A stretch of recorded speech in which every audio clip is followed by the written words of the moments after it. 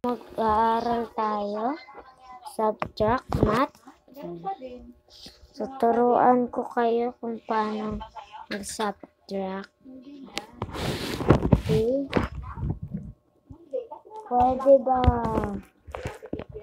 itong i-answer sa 7? Bawal. Kasi, yung 7 dapat nasa taas. Yung mataas na, na number, dito. So, yung 5 na lowest, dito. So, i-subtract na natin. So, mangheheram tayo kasi lowest yan. So, mangheheram tayo sa 3.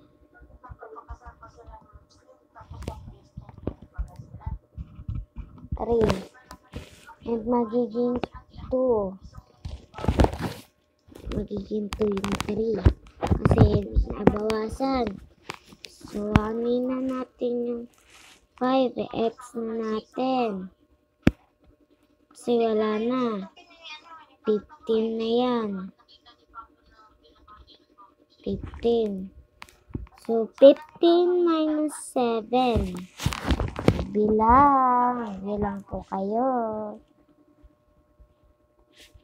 Patong-patong na yung kasalanan niya. Patong-patong na yung kasalanan niya. 7 din. 7. Yes. 7. So, 2. 2 minus 4. 2. Tulan ko ng straight lang. Ano ang sagot? 27. So, dito naman tayo sa sa isa. So, pwede na.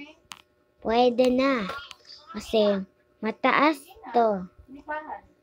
Mataas to kasi 9. Mataas. Yung 7, pababa. Okay. So, wala na tayong manghihiram. 7 times, minus 7. 9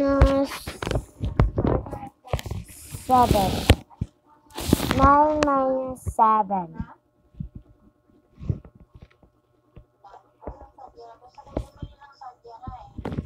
So, 2. Okay. 2.